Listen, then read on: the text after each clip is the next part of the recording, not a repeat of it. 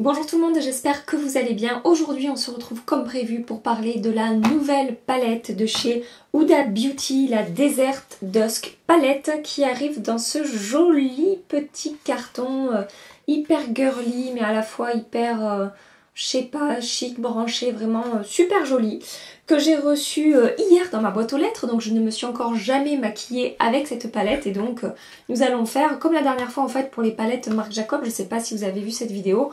J'ai fait un œil où j'ai fait un maquillage de jour, un œil où j'ai fait un maquillage de nuit, donc enfin de soirée, pour voilà, pour voir un peu ce qu'elle a dans le ventre, pour voir un petit peu ce que ça donne. Donc elle est vendue au prix de 65 €, 64,95 chez Sephora. Et évidemment les réductions ne passent pas sur Huda Beauty, à part les 10%, il me semble, vous savez ces petits 10% qu'on a de temps en temps. Donc voilà, donc je vais tout de suite passer à la présentation de cette jolie palette. Donc une fois qu'on l'a sortie de son emballage, voilà ce qui nous arrive. Je trouve ça vraiment... Je suis mitigée. Je trouve ça à la fois super beau, je veux dire la photo est magnifique, l'effet de lumière sur les yeux, sur les bijoux, etc. Je trouve ça vraiment chouette. Mais en même temps, je sais pas comment dire, du coup, en fait... J'ai du mal à m'exprimer. En fait, voilà, par exemple, quand je le compare à un packaging de chez Marc Jacob que vous connaissez, celui-là est très beau, mais ça fait moins chic, sobre, en fait. Là, ça fait sympa, l'image est belle et tout, mais moi, personnellement, je trouve qu'il y a un petit côté, pas kitsch, mais je sais pas comment expliquer, voilà, bref. Mais ça reste quand même très beau et très original pour le coup, et c'est très sympa. Par rapport à celle de l'année dernière, elle est exactement au même prix. Cependant, nous avons dans cette jolie palette, je vais y arriver, allez, fais un petit effort. Nous avons un beau miroir, voilà, tout ça pour vous dire ça. Ensuite, nous avons ce petit papier qui vient avec posé sur les fards. Donc en fait, j'ai regardé beaucoup de ces Insta Stories à Huda Beauty et elle dit de laisser, si on peut, le papier tout le temps en fait quand on referme la palette, comme ça protège, puisqu'il y a certains fards qui sont plus ou moins fragiles selon leur texture en fait. Voilà, donc elle conseille vraiment de laisser ça et que ça fait une protection de plus dans la palette. Voilà, donc c'est super joli l'effet là, voilà, et je vais le garder comme conseillé. Et donc ensuite, voilà les jolies teintes de cette palette. Donc il y a plusieurs textures dans cette palette de fard à paupières. Donc au total, il y a 18 teintes captivantes réparties en 4 textures prêtes à superposer. Nous avons 8 mat crémeux faciles à estomper pour un look qui ne bouge pas, 6 nacres satinées pour parer le regard d'un voile velouté, 3 toppers duochrome révélant toute leur magie à la lumière et un fard pailleté célébrant votre esprit. Voilà, donc pour ce qui est du fard pailleté, qui est le Cosmo qui est ici, bon évidemment je me suis renseignée avant de faire cette revue sur la palette, et donc il est déconseillé de l'utiliser seul comme ça au doigt et de mettre son doigt dedans pour le swatcher parce que ça ne va absolument rien donner. Ce sont vraiment des paillettes qui sont pressées en fait. Et toujours pareil sur l'Insta Story de Huda Beauty, elle conseille fortement de l'appliquer soit avec une colle à paillettes, soit avec un spray fixant, quelque chose comme ça. Et on peut même, elle dit, le mélanger à d'autres couleurs pour ajouter d'autres effets à ce fard Cosmo. Certains même disent qu'ils l'ont reçu cassé, c'est-à-dire que quand la palette est arrivée, c'est juste tellement en fait, comme je vous dis, des paillettes qui sont pressées, que c'est hyper fragile.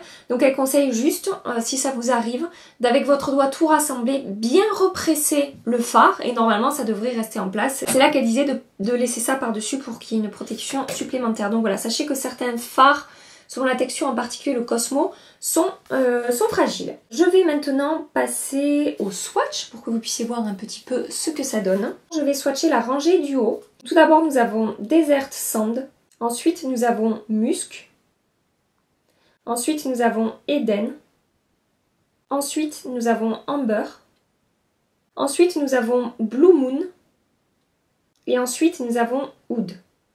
Je vais maintenant swatcher la deuxième rangée. Nous avons Celestial, nous avons Nefertiti que j'ai swatché seul ici et que j'ai swatché avec un spray fixant ici. Twilight, Améthyste, Royal et Rétrograde.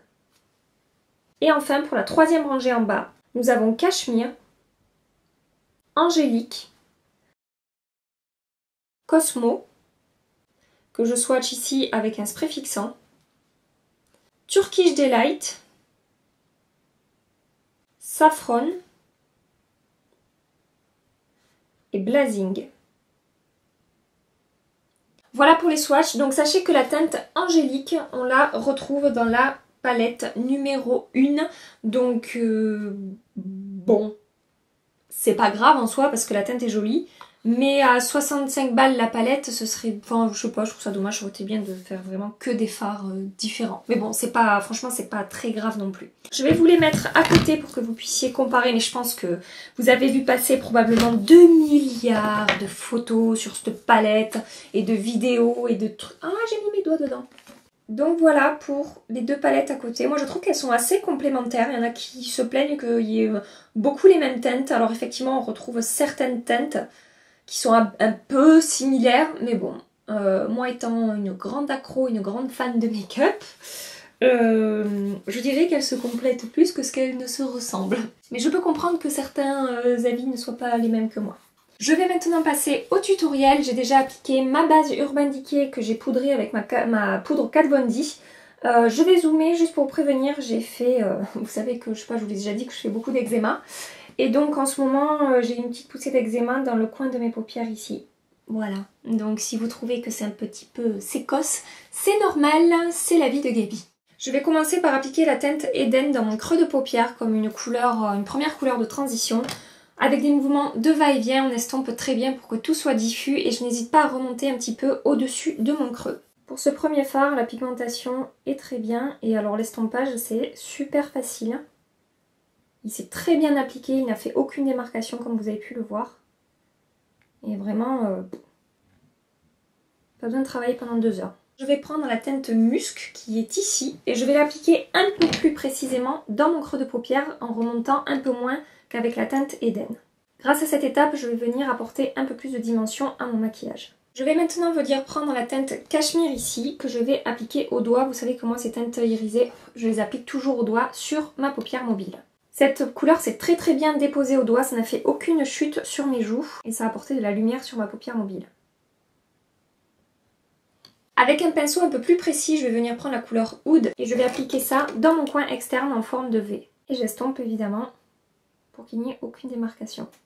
Avec un tout petit pinceau précis, je vais prendre la teinte Saffron ici que je vais venir appliquer dans mon coin externe très précisément pour l'intensifier un peu plus, à rajouter un petit peu plus de couleur mais vraiment en restant précisément dans mon coin externe. Je vais venir maintenant prendre la teinte Amber qui est ici et je vais appliquer ça très légèrement en fait en transition entre mon coin externe et ma paupière mobile.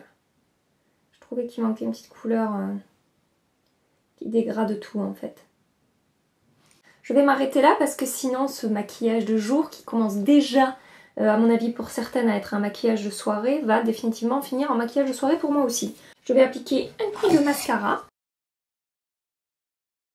Pour mon ras de cils inférieur, en fait, je vais reprendre petit à petit les mêmes teintes que j'ai pris pour mon coin, mon creux de paupière et mon coin externe. Je vais d'abord prendre Eden, après je vais prendre celle-ci qui s'appelle Musc. Et ensuite je vais prendre Amber et Saffron. Et je vais appliquer tout ça sous mon ras de cils inférieur. Et enfin avec un pinceau très précis, je vais reprendre la teinte Oud. Et je vais appliquer ça très précisément comme un liner en fait de ras de cils le long de ma ligne des cils. J'applique du mascara au ras de cils inférieur. Et pour terminer le look, je vais appliquer un petit peu d'highlighter dans mon coin interne. Voilà pour mon maquillage de jour, je vais zoomer un petit peu pour que vous puissiez voir ce que ça donne.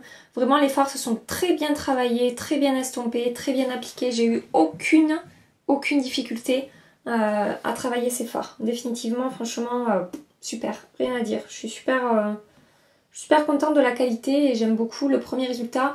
Là, je me suis un peu emballée sur les couleurs parce que j'avais envie de tout essayer. Donc ça peut tout à fait faire office de maquillage. De toute façon, tous les maquillages peuvent faire office de jour ou de soirée. C'est comme vous voulez.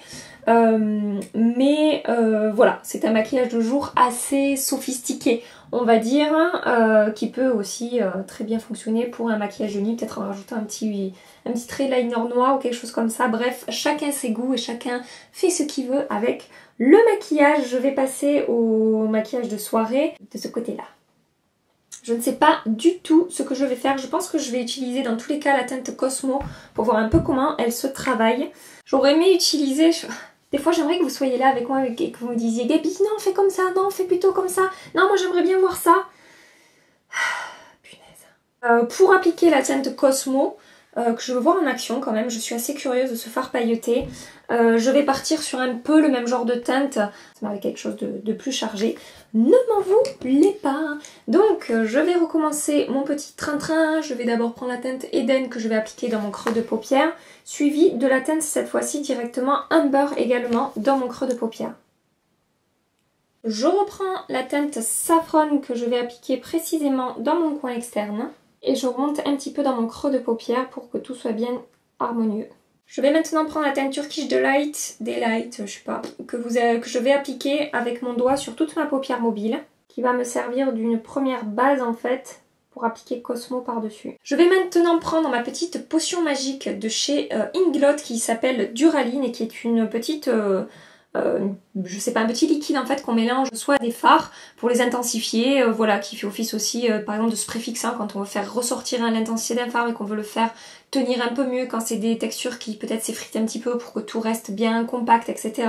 Voilà, moi je vais utiliser ça avec Cosmo. Je vais appliquer une goutte sur le dos de ma main. Je vais prendre un pinceau plat, je vais l'imbiber du produit.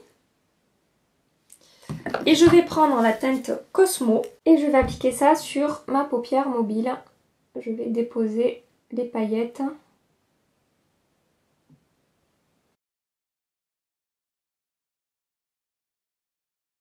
J'ai envie de faire un essai avec juste du spray fixant pour voir un petit peu, parce que c'est pas forcément super facile d'acquérir ça.